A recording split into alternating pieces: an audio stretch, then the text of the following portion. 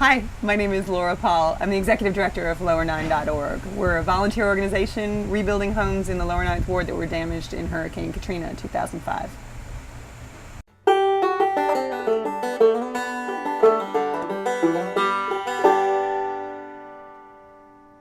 Lowernine.org is a volunteer-driven and volunteer-led organization.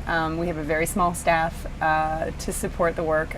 We are rebuilding homes in the Lower Ninth Ward of New Orleans, Louisiana, for people who were displaced by Hurricane Katrina and the levee breaches in 2005.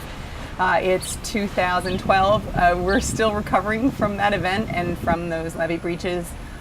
This neighborhood was very, very badly damaged. The percentage of residential properties in this neighborhood that were destroyed, rendered uninhabitable by the floods in 2005 is 100%. A lot of people here were not given the resources that they needed to recover. Whether it was their insurance provider, whether it was, a federal program or a federally funded program like Road Home. A lot of people here, there's a really significant gap between the amount of resources that they were able to bring to their own recovery and the amount of resources it actually takes to rebuild. Lowernine.org can rebuild a home for about 30% of open market rate. We use volunteer labor, so people come from all over the world to help us. Last year we had volunteers from 16 separate countries come and work with us and build homes with us. And we average about a dozen homes a year. We've rebuilt over 50 homes since we started work here, and we do it for next to nothing in terms of operating capital.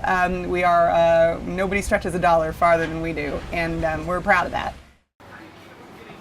The people that drive this organization, we are volunteers, we are a couple of staff people. We're people who are dedicated to the recovery of this community long term. How's the work with Laura? Yeah. Wonderful. What's he gonna say? I'm standing right here. Not that, just that. Wonderful. Been dealing with her for 6 years. 6 years. She used to work for Emergency Community, and now she's doing Lowernine. 6 years. She's a good lady. Good person to work with. Not because you're here, but I'm telling you from the bottom of my heart and what I know. One more. We gotta pull this one out. I'll fix it.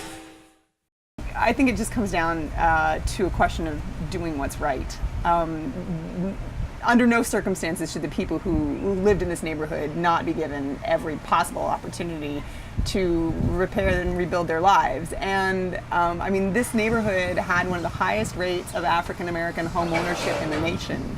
I think that that's something that we need to respect, and it's something that we need to do everything in our power to ensure continues. If insurance providers or the federal government or other entities aren't going to step up and make sure that what is necessary and needed is done, then organizations like this will do that. You feel like you're helping people who can't help themselves. We've done few projects that I've been able to work on, and everybody's been very deserving and very gracious, and they tell you their story, and it makes you realize how big of a need there is for more organizations like this, so it really makes you feel good. I came down as a volunteer. I was only intending to stay for a week, I wound up volunteering for just over a year. Now, 7 years into it, I realize that it's a much more complicated process than I had envisioned it to be, certainly back then. It wasn't something that I understood at all. And I have to say that I had never worked in the nonprofit sector before. I knew nothing about the nonprofit sector. And the sector overall really appeals to me. I think that it's really wonderful that you can make a living helping other people.